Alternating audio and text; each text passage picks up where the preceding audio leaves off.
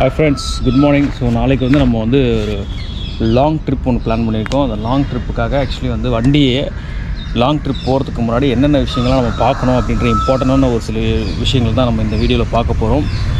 So வீடியோக்குள்ளே போயிடலாம்.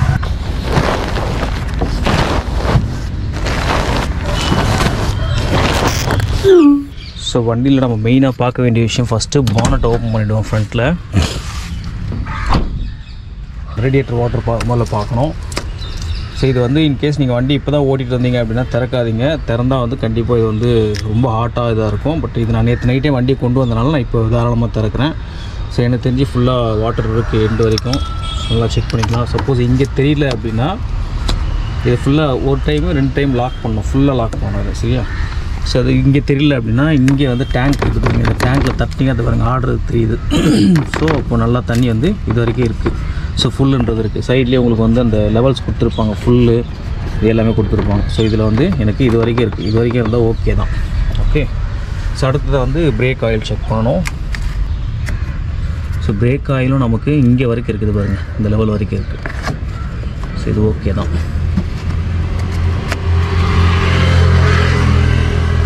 So ஃபுல்லாக லாக் ஆகிருக்கான்னு செக் பண்ணிக்கோங்க. ஸோ அடுத்ததான் நம்ம பார்க்க வேண்டியது engine oil. So engine oil நான் வந்து வண்டி எப்பயுமே கொஞ்சம் ஆன் பண்ணிவிட்டு அதுக்கப்புறம் செக் பண்ணுறது நல்லது. பட் இருந்தாலும் இப்போயே நான் ஓப்பன் பண்ணி பார்த்துக்கிறேன். ஸோ இன்ஜின் ஆயில் உங்களுக்கு மேலே இந்த மாதிரி சர்க்கிள் இருக்குன்னா அதை வச்சுருங்க. ஒரு டாட் விட்டிங்கன்னா போதும். அதே போல் அதோட கலர் ரொம்ப இம்பார்ட்டன்ட். ஸோ இது லூப்ரிகன்ட் வந்து உங்களுக்கு சர்ன்னு வழிஞ்சு ஓடக்கூடாது. இந்த மாதிரி திக்காகவே நிற்கணும். அப்படி நிற்குது அப்படின்னா ஓகே, நல்லா இருக்குன்னு அர்த்தம். எடுத்து கையிலேயே நீங்கள் ஜஸ்ட்டு இது மாதிரி ப்ளேஸ் பண்ணி பார்த்துங்க, நல்லாயிருக்கு. அதே போல் அந்த டிப்ஸ்டிக்லேயும் எந்த லெவலுக்கு வந்து ஆயில் இருக்குது அப்படின்றத நீங்கள் அந்த ஹைட்டு பார்த்துக்கோங்க. நான் ஆல்ரெடி இது பார்த்துட்டேன், அதனால் இதை வந்து நான் காட்டல உங்களுக்கு. ஓகே. ஸோ இந்த இடத்துல நம்ம இன்ஜினில் பார்க்க வேண்டிய விஷயம் இதுதான். மெயினாக ரேடியேட்டர் பார்க்கணும், அந்த இன்ஜின் ஆயில் பார்க்கணும், பிரேக் ஆயில் பார்க்கணும். இன்னொரு விஷயமும் பார்க்கணும். அது என்ன அப்படின்னு பார்த்தீங்கன்னா வண்டி இன்ஜின் ஆன் பண்ணிவிட்டு ஏதாவது வந்து அப்நார்மல் நாய்ஸ் வருதா அப்படின்றது செக் பண்ணணும். ஸோ வண்டியை ஆன் பண்ணுறதுக்கு முன்னாடி நீங்கள் கீயை போட்டு ஆன் பண்ணிங்க அப்படின்னா இப்படி எல்லா லைட்ஸுமே எரியும். எல்லா லைட்ஸுமே எரிஞ்சிட்டு ஒரு சில லைட்ஸ் மட்டும் இப்போ ஆஃப் ஆகிடும். ஆஃப் ஆனதுக்கப்புறம் இப்போ வண்டி நீங்கள் வந்து இக்னிஷன் கொடுக்கும்போது எல்லா லைட்டுமே ஆஃப் ஆகணும். அப்படி ஆச்சு அப்படின்னா ஓகே. இப்போ நம்ம வந்து இக்னிஷன் கொடுக்கலாம். 1 2 3 ஸ்டார்ட். இங்கே பாருங்கள் எல்லாமே ஆஃப் ஆகிடுச்சு. இப்போதைக்கு வந்து சீட் பெல்ட்டும் இதுவும் தவிர இதை மற்ற லைட்ஸ் எல்லாமே ஆஃப் ஆகிடுச்சு. இந்த மாதிரி தான் இருக்கணும். ஸோ அதே போல் உங்களோட ஆர்பிஎம் மீட்டர் வந்து இப்போது நல்லா ஹையில் இருக்குது. ஸோ அது ஃபஸ்ட்டு ஆயில் லூப்ரிகண்ட்டுக்காக ஓடிட்டுருக்கோம். ஸோ அது வந்து ஒன்ஸ் முடிஞ்சதுக்கப்புறம் இது 1க்கு வந்துடும். ஸோ இதுதான் வந்து உங்களோட இன்ஜின் வந்து நார்மல் கண்டிஷனில் இருக்குது. நீங்கள் தாராளமாக வெளியே லாங் இது ட்ரிப் கொண்டு போகலாம் அப்படின்றதுக்கான அர்த்தம். இருங்க, இந்த இக்னிஷன் முடிஞ்சதும் வெளியே போய் நம்ம பார்க்கணும். இங்கே பாருங்கள், நான் சொன்ன மாதிரி முள்ளு கீழே இறங்கிருச்சா.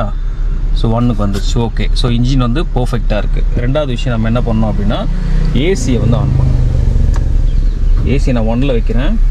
வெளில இது ஸ்டார்ட் ஆயிடுச்சு. இப்போ இன்ஜினில் ஏதாவது சவுண்ட் வருதான்னு பார்க்கணும். எனக்கு தெரிஞ்சு எதுவும் அப்நார்மல் சவுண்ட் எதுவும் இல்லை, நல்லா தான் இருக்குது. ஓகே. ஏசியோட ரேடியேட்டர் வந்து சுற்றிட்டு கட் ஆஃப் ஆகுதா அப்படின்னு செக் பண்ணணும். அப்போ தான் ஏசியோட கூலிங் வந்து கரெக்டாக இருக்குது, ஓடுது அப்படின்றது அர்த்தம். இது வந்து கட் ஆஃப் ஆகும். ஒரு 2 or 3 minutes கழித்து பார்த்தீங்கன்னா இந்த ரேடியேட்டரில் இந்த கட் ஆஃப் ஃபேன் வந்து கட் ஆஃப் ஆகணும். உள்ளே லைட்டாக கூல் ஆனதும் இங்கே கட் ஆஃப் ஆகும். வெயிட் பண்ணுவோம். கட் ஆஃப் ஆகிடுச்சா, மறுபடியும் ஆன் ஆகும் பாருங்கள்.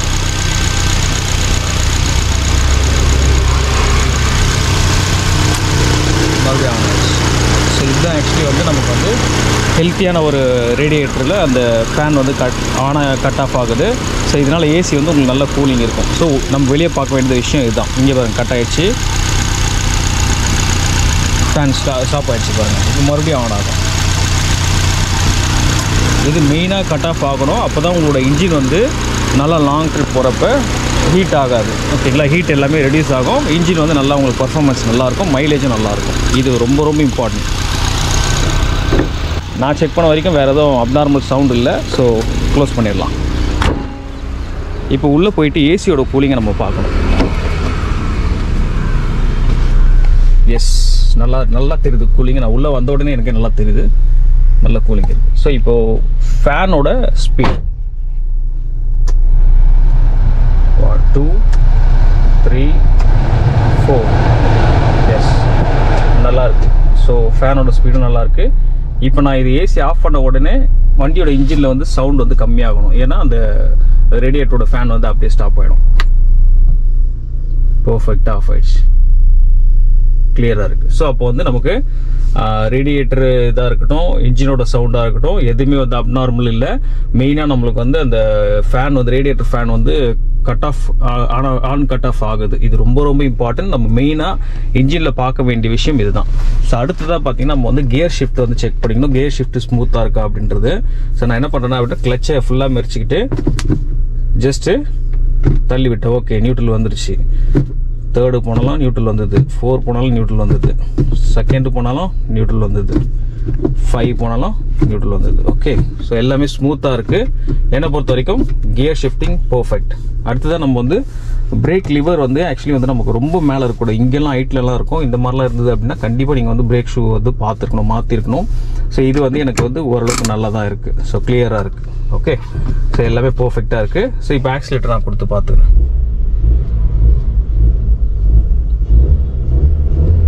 நல்ல பர்ஃபார்மன்ஸ், நல்லா இருக்குது. ஆக்சிலேட்டரும் நல்லா பர்ஃபெக்டாக ஒர்க் ஆகுது.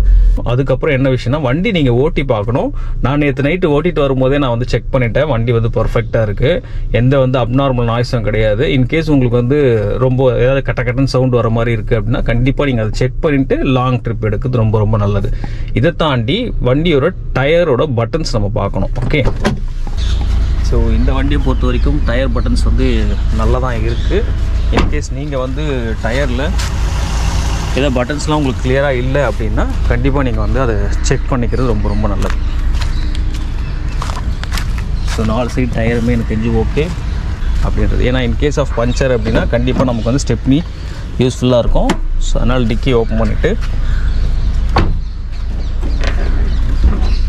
இந்த வண்டியில் கீழே இருக்கும். ஒரு சில வண்டியில் வந்து நமக்கு வெளி சைட்லேயே தெரியும். இந்த வண்டியில் வந்து கீழே பேக் சைடில் கொடுத்துருப்பாங்க. காரு வந்து இறங்கிட்டு இருக்குன்னு நினைக்கிறேன்.